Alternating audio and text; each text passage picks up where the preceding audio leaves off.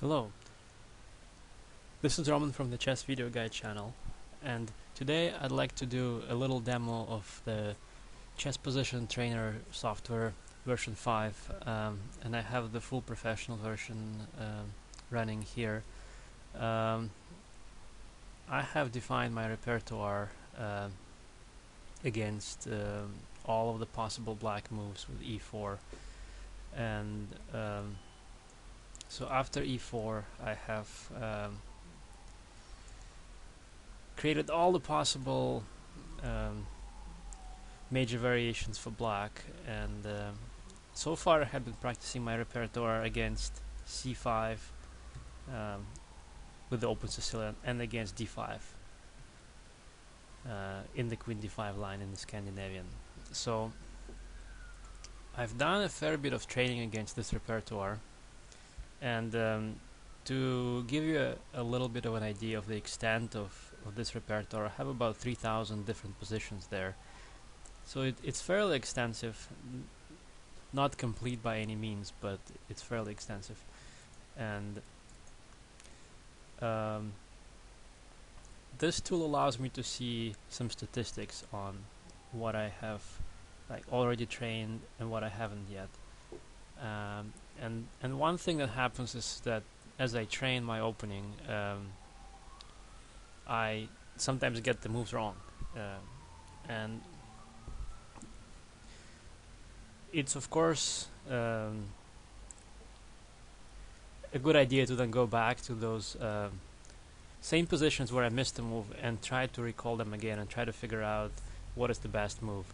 So there is a feature that allows me to do this. It is triggered by this button in the training mode. So if I press on all scheduled and then I start the training, it's basically going to be asking me to replay the moves, and it's going to tell me which moves I had.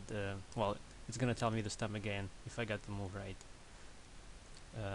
And so I have 75 positions that are left, and I'm going to try and figure out the moves in most of these positions. So here, let's see, it seems like queen e2 is the move, so I'm going to try that. And immediately it gives me feedback. It says that yes, I recall that position. So there's one position less left to go, and so we'll see how I do here. So this is the Najdorf variation of the Sicilian, and both white and black have made all their moves in preparation for the fight for d5. And I think here white goes queen to e1 to better control d5 square with the rook. No, but that's wrong, so it tells me that queen e1 is wrong. Let's see what else could white do here. The other typical idea here is h3, but also possible is to go immediately with the knight to c1. So let's try that. Knight to c1 was right. Okay. Next position.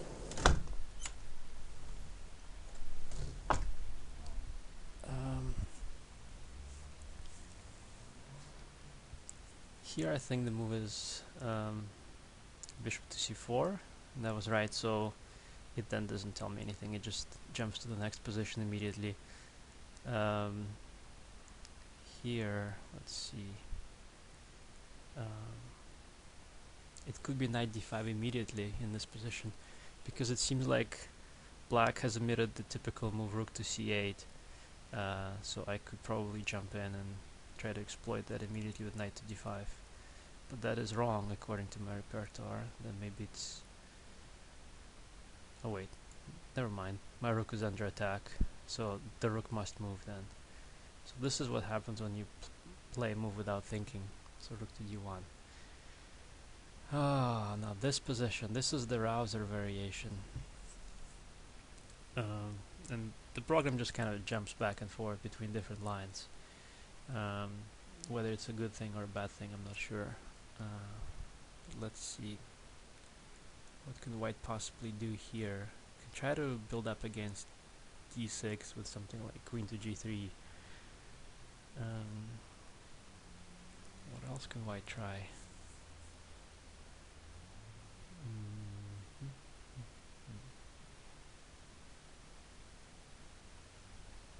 It seems like it would be unreasonable to play knight d4 now, because I would rather wait for the knight to be kicked away.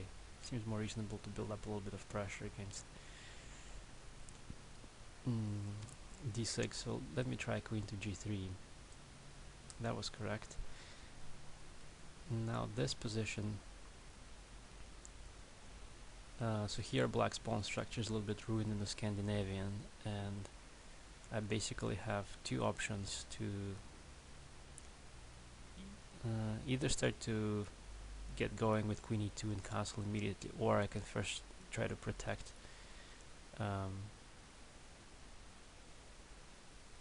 c2 with bishop to b3.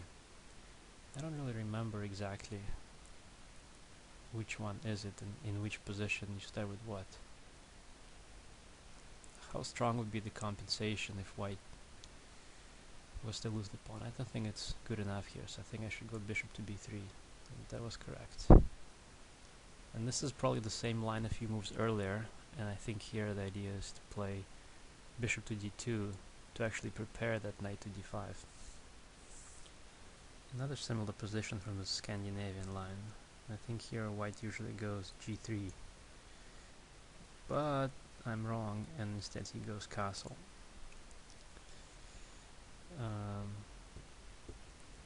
We're back to the Rouser, and what does white do here? So white is attacking with f5, and he's trying to force black to capture on f5, and so that he can put the knight on d5.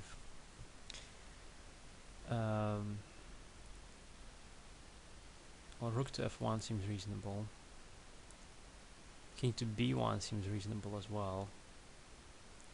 Another idea here, which I now start to recall, is that white is having a strong pressure on the d file, and he should try to exploit that with knight to c5. So basically, by recalling the position, and whenever you're not sure, you start to try to think about different ideas that you had seen in the variation. And I had seen knight c5 variation while I was practicing the Rouser in the chess position trainer, and now this is kind of coming back to me that yes, of course, with the bishop on d7, this is the move to play, and I'm pretty sure this is the move. It keeps on. So this is a position in some little bit odd Scheveningen line where white plays f4. Here I just remembered because I got this wrong so many times. I'm pretty sure the move is 5 here. That was right. I don't know how I got this position wrong, because there's of course only one move in this Scandinavian line. Now we seem to be back in this Rouser variation. Here it's the same line that I had seen a few minutes ago, and here it's I'm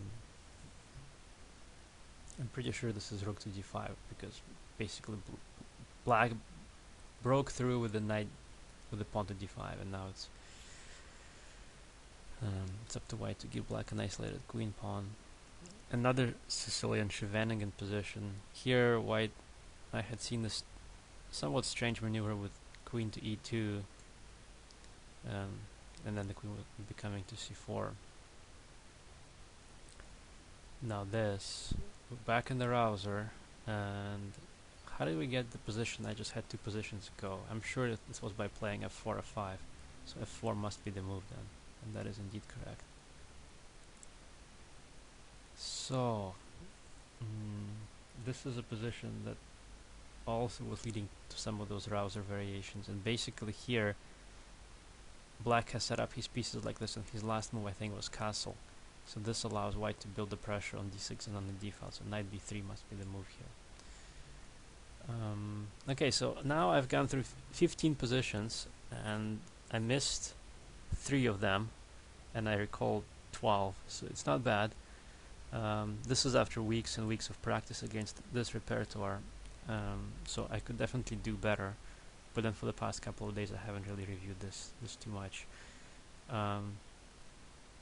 So a few things come to mind. It's definitely good to have a visual kind of review of the key positions like this, because you don't just review the key moves here. A lot of the time, it's the key ideas that were missed before in my practice, and now they're kind of coming back to me. So I think if the focus is on the ideas, then this is a very good kind of mode to train your opening. It's definitely relying on you having a steady repertoire already in place. Mine is probably about 75% complete, so there are a few glitches where the variations don't make sense, but the repertoire says I must play it a certain way. And the mode for going through all the scheduled positions is definitely helpful, because it's making me focus on the mistakes that I made in the past, and I think as such it's a very good tool to motivate one to learn their openings, and I would recommend that to pretty much all the serious chess players. I hope you learned something, and you learned some of my repertoire, and you learned how to use this tool to practice your openings.